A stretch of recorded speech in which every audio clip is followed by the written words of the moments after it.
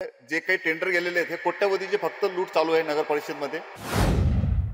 त्यांच्याकडे पैसा आहे म्हणूनच त्यांना उमेदवारी देऊन रिंगणात उतरवलं गेलेलं आहे. तर शेवटपर्यंत आघाडीसाठी आम्ही थांबलो, पण शेवटी आघाडी झाली नाही. बुलढाणा जिल्ह्यातील 11 नगर परिषदेच्या निवडणुकीच्या रणधुमाळीला सुरुवात झाली आहे आणि मेहकर नगरपालिकेमध्ये आता नगराध्यक्ष पदासाठी उभाटाचे उमेदवार किशोर गारोळे हे उभे आहेत. आपण त्यांच्यासोबत चर्चा करणार आहोत. तर भाऊ, तुम्ही आता मेहकर नगरपालिकेच्या नगराध्यक्ष पदासाठी निवडणूक रिंगणात आहात. कोणते मुद्दे घेऊन तुम्ही मतदारांसोबत जाणार आहात? इथं मेहकर शहराचे आम्ही सर्व विकासाचे मुद्दे घेऊन चाललोय. जसे की महिलांचे बचत गटाचे विषय असतील, त्यांना स्टॉल कुठे देता येतील, त्यानंतर युवकांचा रोजगाराचा विषय असेल, त्यांना नोकरीसाठी आपण रोजगार मिळाल्याचे आमदार सिद्धार्थ खरात साहेबांनी आयोजित केले त्या पद्धतीत आयोजन करू. त्यानंतर त्यांना मार्गदर्शनपर व्यावसायिक शिबिर ठेवू. जसे की आपली MIDC जी होती 50 एकरामधली, त्यातलं अतिक्रमण सध्या आपण हटवलेलं आहे आणि नवीन 500 एकराचं अधिग्रहण लवकरच वर्षभरात होत आहे. तर त्यामध्ये मोठ्या प्रमाणात इथे कंपनीज येतील आणि इथल्याच युवकांना रोजगाराची संधी जास्त करून मिळेल आणि जे इच्छुक आहेत व्यापारासाठी त्यांना तिथे उद्योग व्यापारी करता येतील. मेहकर नगरपालिकेच्या अंतर्गत मेहकर शहरामध्ये आजही पाण्याचा प्रश्न कायम आहे. एक महिन्यानंतर 15 दिवसानंतर पाणी पुरवठा होतो. आजही पाण्यापासून ते वंचित आहेत. त्यासाठी आपले काय प्रयत्न राहणार? येथे कोट्यवधी रुपयाचा निधी खर्च करूनही ते पाण्याचा प्रश्न मेहकरचा मिटू शकले नाही. कारण यांच्याकडे सर्वप्रथम निधी येतोय, खर्च होतोय, पण नियोजन नाहीये. आणि खर्च करूनही जे काही आपले पाण्याचा विषय हा 2022ला इथला कंप्लीट व्हायला पाहिजे होता, तो आजपर्यंत अधुरा आहे. पण आम्ही सत्तेत आल्यानंतर अवघ्या 3 महिन्यामध्येच तो आपण 15 दिवसाचा विषय हा येणाऱ्या 7 दिवसावर आणू, 4 दिवसात आणू आणि जवळजवळ वर्षभराच्या आत तो 24 तास पाणी कसं देता येईल यावर आमचा भर आहे. मेहकर शहरामध्ये स्वच्छतेचा अभाव दिसून येतो. ठिकठिकाणी कचऱ्याचे ढीग दिसून येतात. त्यासाठी त्या संदर्भामध्ये सुद्धा लोकांचे मेहकर नगरवासियांचे आरोग्य धोक्यात आले. यासाठी काय प्रयत्न राहतील? आरोग्य धोक्यात तर खरं तर आलेलंच आहे. कारण इथे काय झालेलं आहे, जे काही टेंडर गेलेले आहेत हे कोट्यवधीचे फक्त लूट चालू आहे नगर परिषदमध्ये. प्रशासक आहेत आणि पूर्ववर्ती जे काही होतं तर यांचं स्वच्छतेवर कुठं भार नव्हता.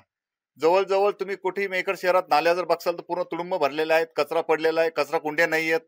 आणि ज्यांचा जे साफसफाईचा विषय जो आहे तर त्यात कर्मचाऱ्यांना आपण दोष देऊ शकत नाही, कारण त्यांना वरतून जसं काही ऑर्डर्स येतील त्या हिशोबाने ते काम करतायत. पण इथे घाणीचं साम्राज्य खूप मोठ्या प्रमाणात वाढलेलं आहे. मेहकरची सुरुवातच आपल्याला स्वच्छता पण करावं लागणार आहे. मेहकर शहरामधील अतिक्रमणाचा मुद्दा आता अलीकडच्या काळामध्ये खूप मोठा गाजला.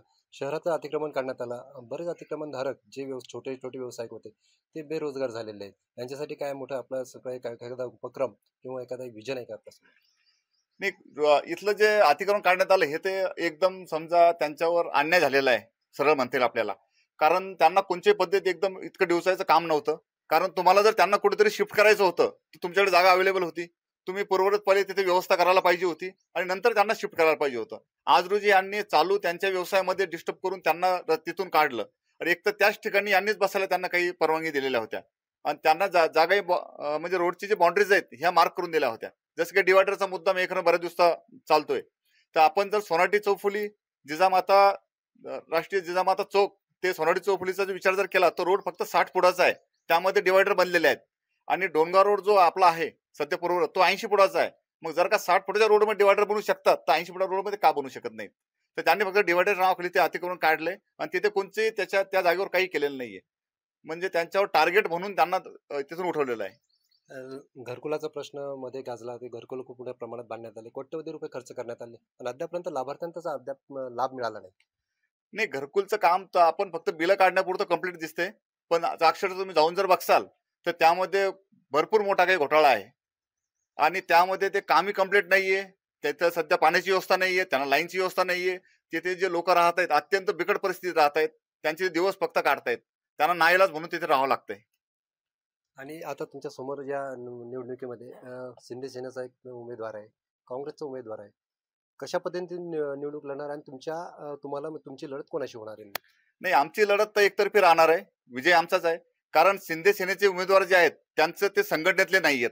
त्यांना फक्त पैसा खर्च करतील या हिशोबाने फक्त निवडणुकीच्या रिंगणात उतरण्यात आलेलं आहे आणि त्यांच्यातले नाराज्या याच त्यांच्यासाठी धोकादायक राहणार आहेत.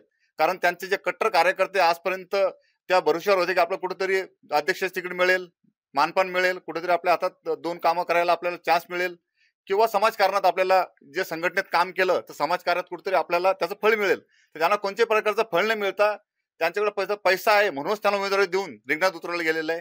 दुसरा त्यांच्याकडून नाही संघटनेतले लोक त्यांच्यावर थांबलेले आहेत आणि बरेच नाराजी अंतर्गत असल्यामुळे त्यांच्या विरोधात काम चालणार आहे. काँग्रेसचे एक सत्ता होती दोन टर्म मध्ये.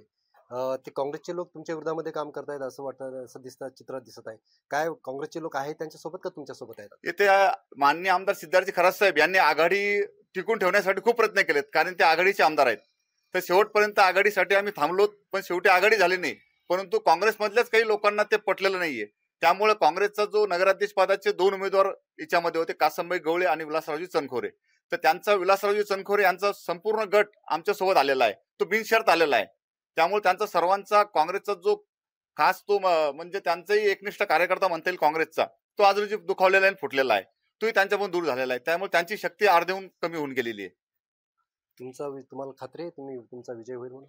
विजय हा 100% आमचाच आहे, कारण ही निवडणूक आम्ही बोलल्याप्रमाणे ही निवडणूक जनतेने हाती घेतलेली आहे आणि जनता जी निवडणूक हाती घेते ती त्यांना त्या ठिकाणी बसवूनच देते आणि आम्हाला नगराध्यक्ष पदावर बसवण्यासाठी हे जनतेचंच आमच्या मागं खंबीर पाठिंबा आहे. तर हे आपल्यासोबत उभाटाचे जे उमेदवार आहे नगराध्यक्ष पदासाठी जे मेकरमध्ये, ते जर निवडून आल्यानंतर त्या मेकरचा जो शहराचा जो कायापालट केला जाईल आणि नागरिकांना मोठा दिलासा देण्याचं काम ते स्वतः करणार असं त्यांनी स्पष्ट केलं आहे. कॅमेरामन सुनील मोरेसह मी संजय जाधव, साम टीव्ही, मेकर, बुलढाणा. देश विदेशातील प्रत्येक घडामोडींचे लाईव्ह अपडेट मिळवण्यासाठी आता साम टीव्हीच्या सर्व सोशल मीडिया प्लॅटफॉर्मला लाईक, फॉलो आणि सबस्क्राईब करा.